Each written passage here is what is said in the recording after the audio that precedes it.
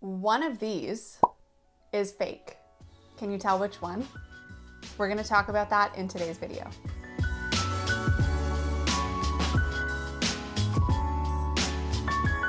Hey, I'm Becca with the Happy Ever Crafter, and today I was going to film something completely different for you, but I couldn't get to my studio. I don't know about wherever you are, but where I am, it's getting pretty serious right now about self-isolating. And since that's what I'm doing, I decided to switch up the plan a little bit and instead give you guys something to do.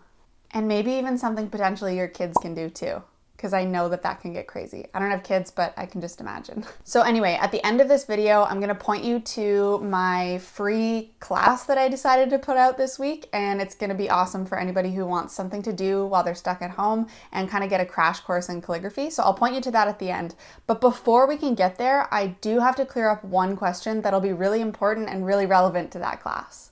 What's the difference between faux calligraphy and brush calligraphy? Okay, so here's those two words again. Can you tell the difference? I'll give you a sec.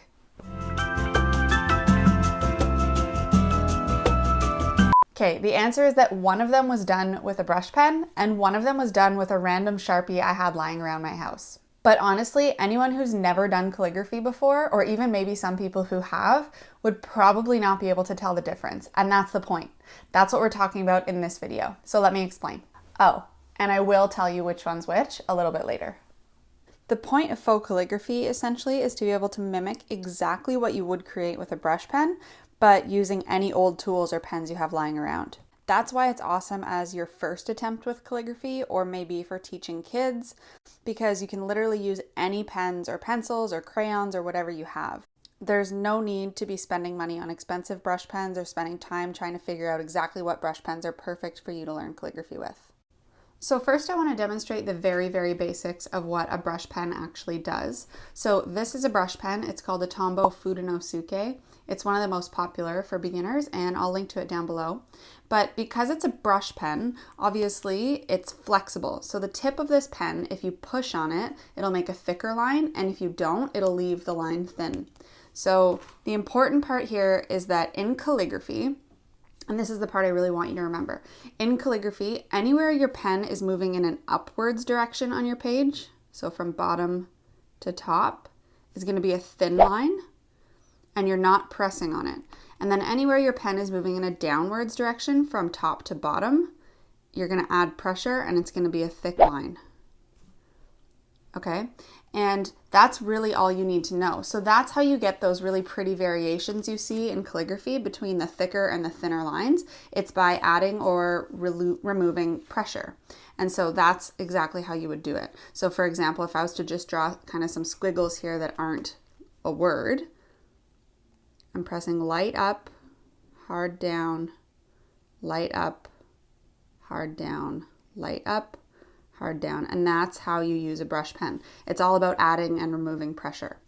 Is this all making sense so far? If it is, let me know by hitting the like button down below. Okay, so now let's say you don't own any brush pens, or maybe you're on the go and you don't have any brush pens with you, or you're writing on a surface like a window or glass or wood that doesn't work well with brush pens. So that's where faux calligraphy comes in. And that's how you would replicate the exact look of what we just did with the brush pen, but by using a tool that isn't flexible. So this is just a normal Sharpie permanent marker. A lot of people have these lying around, but you can literally grab whatever you have. It could be a ballpoint pen, it could be a pencil, whatever it is. And obviously with an inflexible tool like this is just a normal tip on a pen. You aren't going to be changing the pressure you're putting on the pen because that's not going to do much. So instead, here's what we would do. You're going to remember the rule about the thin lines up and the thick lines down, but now you're just going to fake it.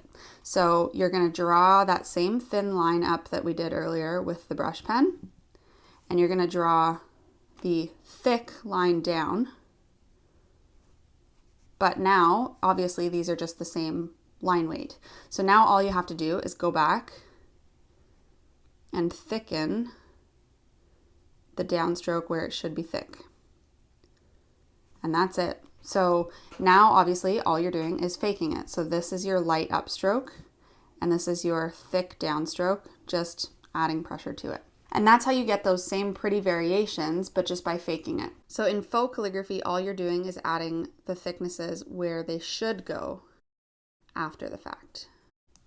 And you can still mimic that exact look of brush calligraphy. Okay, now let's rewind to that initial question that I asked you at the beginning. One of these is fake. Can you tell which one? And now you get to find out which one was which. So the first one is brush calligraphy, and here's what that would look like. The second one mimics the exact look of this one, but with faux calligraphy, and here's how that looks. It's pretty freaking close, right? And obviously the kind of the spacing between the letters and maybe a little bit of the sizing is off a little bit, just because that's the nature of doing things handmade. But man, you can really, really replicate the look of brush calligraphy with faux calligraphy. So I hope this was a helpful explanation and it made sense to you. Again, if it did make sense to you, let me know by hitting the like down below, because that's always helpful. And maybe, just maybe, this video will give you some inspiration on what you can do and try and play around with while you're sitting at home, and maybe even get your kids involved.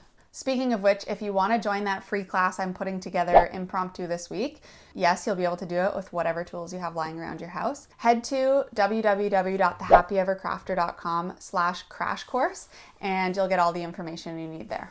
I'll link to it down below too, so it's easy to click. And lastly, if you like this kind of art tutorial, hit subscribe on the channel, because I put out 2 new videos every single week. And I hope you guys stay safe. I hope you stay sane. I hope you have fun, a little bit of fun at least, while you're sitting at home. And I'll see you next week.